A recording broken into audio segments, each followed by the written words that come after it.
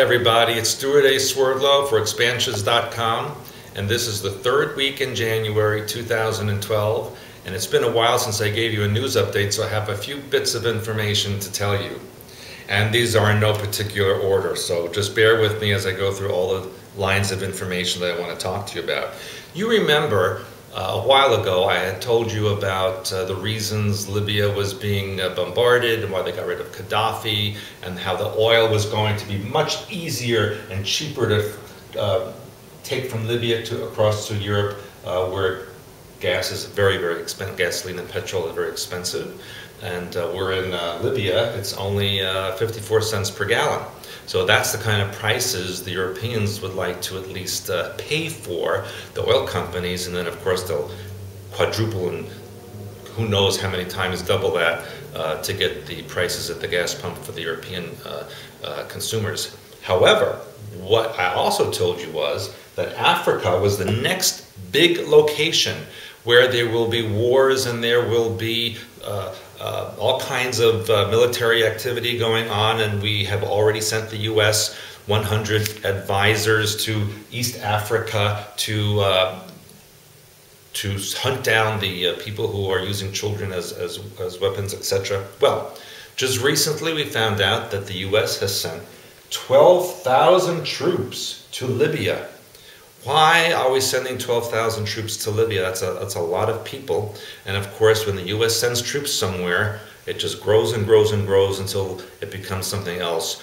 And even though Gaddafi is gone, and supposedly the people of Libya are now in charge of their country, fighting and explosions and terrorist attacks still continue. And as we know, in both Egypt and Libya, the governments are being controlled by the Muslim Brotherhood, which has close connections to Al-Qaeda. So you have to ask yourself, why did they get rid of Gaddafi and replace him with a terrorist organization to run the government? What's going on behind the scenes? And of course, it's something that isn't pretty, and that's why we have 12,000 troops in Libya.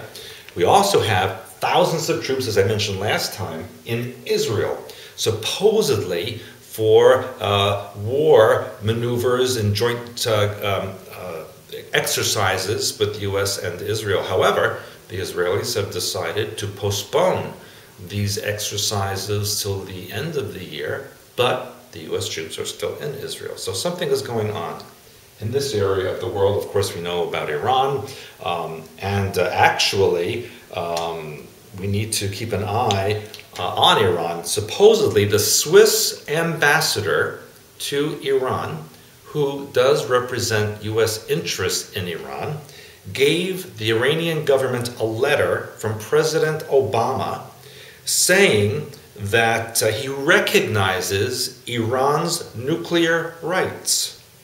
So he's saying one thing in public and then something else behind the scenes. What is going on, President Obama?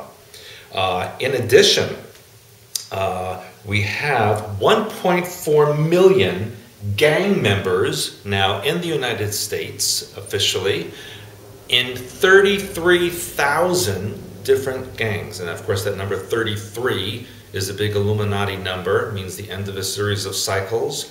So something's going on. Most of these gang members, or a good chunk of them, have crossed the border from Mexico into the United States. So where is the Border Patrol? Where is immigration? Where is that big fence they were supposed to build across the southern United States border? Something else is going on here, which we also need to pay attention to. Many other things happening. Let me give you some information on the weather and seismic activity. So first of all, there have been huge quakes in Hawaii and off the coast of Mexico, both in the region of Chiapas and in the northern area near Baja. So something is going on in this area of the Pacific. There's some kind of grinding going on causing these earthquakes to occur. Tokyo was just warned yesterday by geologists to expect a massive earthquake anytime in the next 4 years. And there are 42 million people in and around the Tokyo area who will be affected. And so if it's anything like the earthquake they had last March, then Tokyo is really in for severe destruction which is what the 13 Illuminati families are looking forward to anyway. As far as weather is concerned, there have been heavy snowstorms and blizzards in Turkey and this eastern part of the Mediterranean. But what's interesting is, just the other day, there was a massive blizzard in northern Israel and also affected Lebanon and Syria. So no global warming in the Middle East, and as we know, last year it even snowed in Dubai in the middle of the desert. So speaking of global warming, I just read that Al Gore and a whole bunch of other people are taking a ship, like I did, from the southern part of Argentina all the way down to Antarctica to, I guess, prove that global warming is happening on that ice continent. And I'll be very curious to know what they come back with. And I also wish Mr. Gore the same type of seas I had, especially coming back, and many of you will remember that. In northern Afghanistan, they have uncovered ancient Jewish scrolls. Now, here's Israel, here's Afghanistan. Why are there ancient Jewish scrolls over here?